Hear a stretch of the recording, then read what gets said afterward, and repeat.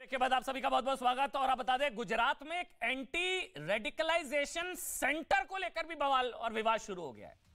गुजरात में बीजेपी ने अपने घोषणा पत्र में एंटी रेडिकलाइजेशन सेल बनाने का ऐलान किया है। एंटी रेडिकलाइजेशन सेल, जिसको लेकर कहा जा रहा है कि कट्टरपंथ और सांप्रदायिक तत्वों से सख्ती से निपटा जाएगा। एंटी रेडिकलाइजेशन ये सेल बनाया जाएगा। घोषणा पत्र में बीजेपी ने वादा किया, अमित शाह ने भी इसका जिक्र किया। उन्होंने कहा कि बल्कि केंद्र और बाकी राज्य सरकारों को भी अखिल भारतीय स्तर पर यह एंटी रेडिकलाइजेशन सेल बनना चाहिए। उन्होंने कहा कि 20 साल से गुजरात में कोई दंगा नहीं हुआ और एंटी रेडिकलाइजेशन सेल का जिक्र उन्होंने किया। अमित शाह ने कहा कि देश में कट्टरपंथी ताकतें बर्दाश्त नहीं। तो सवाल यह कि भाई गुजरात में टुकड़े गैंग का टाइम ओवर हो गया क्या? और चुनावी हिंदी को लेकर, क्योंकि यहां पर अब ये कहा जाएगा ये भी एक तरीके से हिंदुत्व वाली राजनीति है। और वहीं Rahul Gandhi temple run. Debate करें अब्दुल मनन, ऑल इंडिया एमआईएम के प्रवक्ता नलिन कोहली साहब हैं, शुभ्रास्ता हैं, आप सबका स्वागत। अब्दुल भाई अब बोलिए, और माफी के साथ देरी से आपके पास आया, बोलिए सर। अब्दुल भाई, ये एंटी रेडिकलाइजेशन सेल का क्या मतलब हुआ, क्या होगा इसमें? बता रहे स्लीपर सेल वगैरह सब डालेंगे अंदर इनको?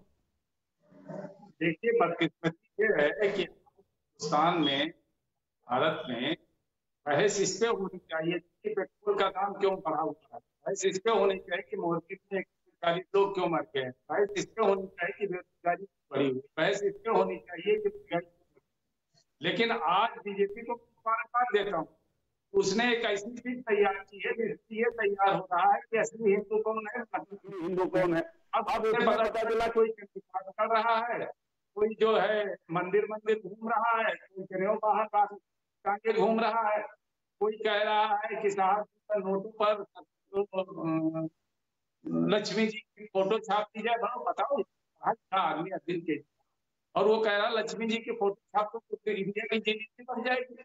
और जो है नरेंद्र मोदी जी कह रहे हैं ताली बजाओ कोरोना आ जाए। तो इसकी कर्मकांड से कोरोना खत्म हो जाएगा, ताली बजाने से, फोटो छापने से जो है महंगाई दूर हो जाएगी। ये सब बातें छोड़कर सीधे ये छदम धर्मी है, सीधो सेकुलर लोग हैं, इनको आप लोग असली हिंदू के चक्कर में फंसाए।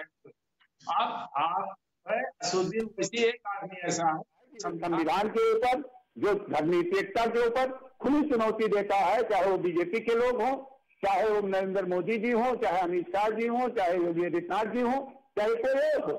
जो धर्मनिरपेक्षता की पिच है उस पर बैटिंग करनी होगी, तब इनका मुकाबला किया जा सकता है। वरना इसी तरह से 27 साल से जैसे कांग्रेस हार रही है वैसे हारेगी। और एक बात और बता दूं कि एंटी रेडिकलाइजेशन फोर्स अगर बना दी गई तो सबसे ज्यादा गुजरात में तो वही लोग पकड़े जाएंगे ना जिन्होंने बिल्किस बानो का रेप किया। और 11 लोग जो है मॉरल, कौन सा मॉरल, किस मॉरल पे बीजेपी बोल रही? 11 रेपिस्ट को छोड़ दिया है, आज बीजेपी का वो प्रचार कर रहे हैं। तो सबसे ज्यादा एंटी रेडिकलाइजेशन फोर्स अगर बनाया गया और ईमानदारी से काम किया गया तो उसमें आरएसएस के लोग सबसे ज्यादा पकड़े जाएंगे, क्योंकि इन्होंने देश को रेडिकलाइज किया है, इन्होंने देश को बदनाम किया है। जब से सरकार आई है संघ की भाजपा की, लेकिन अब्दुल मनन, सिर्फ हिंदुस्तान नहीं, अमेरिका में, इंग्लैंड में, यूरोप में, सारी दुनिया में लोग जानते हैं कि यहाँ जो है हिंदू मुसलमान के नाम पर इस देश को जलाने की कोशिश की जा रही है। लेकिन अब्दुल मनन, मेरे को एक चीज नहीं समझ में आई। अब्दुल मनन, एक चीज नहीं समझ आई। अब्दुल भाई, एक चीज नहीं समझ आई। सारे मंदिर जा रहे हैं तो अच्छी बात है ना। ये सब टोपी लगाते थे, इफ्तारी पार्टी देते थे, तब आपको प्रॉब्लम नहीं हो रही। 70 साल ये सब हुआ है, अब तो सब जागे हैं सर। अब तो जाके 70 साल सब टोपी पहनी, इफ्तार हुआ, सब कुछ हुआ। अब तो हुआ है। जब टोपी वोपी चल रही थी तब आपको प्रॉब्लम नहीं हुई ना अब्दुल भाई? नहीं हुई कभी? आपने नहीं इतना गुस्से में बोला कि ये छद्म धर्मनिरपेक्षता है। ऐसा है कि ना हमें टोपी लगाने से खुशी हो रही है और ना मंदिर जाने से खुशी हो रही है। चाहे कोई मंदिर जाए, चाहे कोई मस्जिद जाए, चाहे नास्तिक रहे, चाहे आस्तिक रहे, चाहे क्रिश्चियन हो, चाहे सिख हो, चाहे ईसाई हो, अगर टोपी लगाने से हम खुश होते तो हम मुलायम सिंह के साथ होते। अगर टोपी लगाने से खुश होते तो हम लालू यादव के साथ होते। हम जानते थे कि ये लोग टोपी पहनाने वाले लोग हैं, टोपी लगाने से कोई मसला नहीं होता। टोपी लगाने से अगर हम खुश होते तो हम ऑल इंडिया इत्तेहादुल मुस्लिमीन नाम की एक पार्टी ना बनाते कि जो हमारे मसाइल पे बोलते हुए लग रहा हो। केजरीवाल के लोग हैं, पूछो केजरीवाल का कि बिल्किस बानो के मुद्दे पर केजरीवाल का क्या ओपिनियन है। खूब पर्दा है कि किलमन से लगे बैठे हैं, साफ छुपते भी नहीं, सामने आते भी नहीं।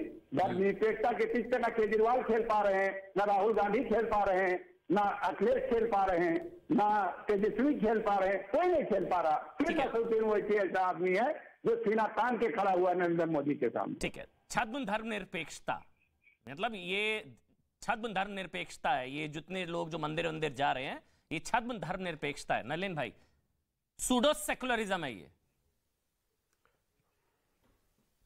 देखिए अमन भाई, हम इस बात को स्वीकारते हैं कि जो अब्दुल भाई कह रहे थे और उनकी पार्टी की जो सोच है सेक्युलरिज्म पे, हम उसके साथ नहीं जुड़ सकते। और जो ढोंग हो रहा है या कुछ जो आरोप लगा रहे हैं, उसके सामने सिर्फ एक ही चीज याद आ जाती है कि अरे हिंदुस्तान की पुलिस 15 मिनट तो घर जाइए, बैठिए। तो मतलब इनका जो डेवलपमेंट का नारा जो है पूरे भारत ने सुन लिया, विश्व ने सुन लिया। और मैं हमेशा कहता हूं कि डिबेट पे अब्दुल भाई साहब इनके आते हैं, हमारे और एक मित्र हैं मुंबई से, इनके आते हैं एमएलए साहब, तो वो जो है वो भी जब बोलते हैं तो डेवलपमेंट की बातें टीवी पे जरूर होती हैं, लेकिन ग्राउंड पे जब इनके नेता भाषण देते हैं बिल्कुल उसके विपरीत देते हैं, कीड़े मकोड़े बुला देते हैं हिंदुओं को। दूसरी तरफ वो हिंदुस्तान की पुलिस को बोलते हैं घर बैठिए आप। तो ये मुझे समझ नहीं आई इनकी राजनीति। तो इसीलिए मुझे लगता है इनकी राजनीति कम्युनल राजनीति है। बाकी सबको छद धर्म निरपेक्ष कहकर या सूडो सेक्युलर कहकर ये अपने आप को स्वच्छ करना चाहते हैं। और ये एंटी स्वच्छ करने के और भी तरीके हैं, लेकिन बाकियों को क्यों खींच रहे? अब आ जाइए एंटी रेडिकलाइजेशन, वो समझा दीजिए सर।